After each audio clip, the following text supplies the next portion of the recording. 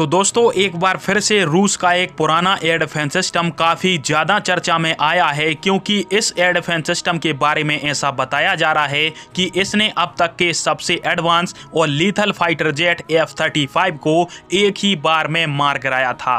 तो जानते हैं कि क्या है पूरा मामला और इस वीडियो को करते हैं स्टार्ट। तो दोस्तों जैसा कि आप सभी जानते हो कि अभी से कुछ ही दिन पहले की बात है जब मैंने आपको वीडियो बनाकर बताया था कि अपना मित्र इजराइल सीरिया के अंदर भीषण बमबारी कर रहा था और तब ही इजराइल के एक F-16 फाइटर जेट के ऊपर S-300 एयर डिफेंस सिस्टम से हमला हुआ, जिसमें जो इजराइल का F-16 विमान है वो क्रैश हो गया। और दोस्तों इस हमले के बाद कई सारी ऐसी खबरें निकल के सामने आ रही थी कि इजराइल अब इस हमले का बदला लेगा और सीरिया के अंदर जितने भी S-300 air defence system deploy किए हैं रशिया ने, उन एयर डिफेंस सिस्टमों को इजराइल अपने स्टेल्थ फाइटर जेट F-35 के माध्यम से नष्ट कर देगा। क्योंकि यह जो S-300 एयर डिफेंस सिस्टम है वो ना सिर्फ सीरिया बल्कि इजराइल के अंदर भी अपने डोमिनेंस को बढ़ा रहे हैं, जिससे इजराइल के अंदर उड़ रहे फाइटर जेटों को भी यह S-300 आसानी से मार सकते हैं। पर दोस्तों F-35 को लेकर एक बहुत बड़ी और अहम खबर निकल के सामने आई है। दरअसल दोस्तों बात है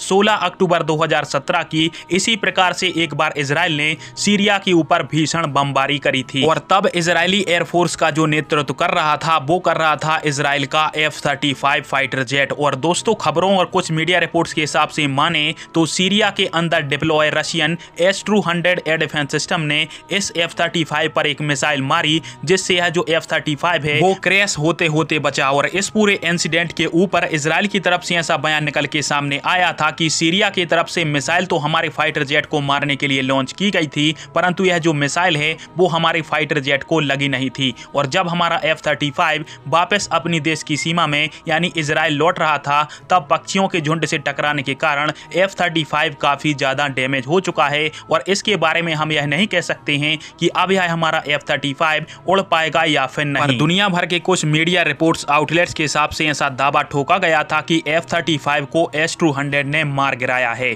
पर आज एक बार फिर से S-300 के सामने F-35 टकराने को तैयार है। और अब देखने वाली बात होगी कि S-300 के सामने F-35 कहां तक टिक पाएगा। परंतु यह जो खबर है वो अपने मित्र इजराइल के लिए बहुत ही बुरी खबर है, क्योंकि S-300 के एक्टिव होने से जो हिजबुल्लाह के आतंकियों को इजराइल एयर स्ट्राइक के माध्यम से ठोका करता था, अब इजराइल ऐसा नहीं कर पाएगा और इजराइल के ऊपर हिजबुल्लाह के साथ साथ S-300 की डोमिनेंस बढ़ जाएगी। खैर आप सभी के इस पूरे टॉपिक के ऊपर क्या राय है कमेंट बॉक्स में फिर आप दीजिएगा। वीडियो देखने के लिए धन्यवाद। जय हिंद, वंदे मातरम।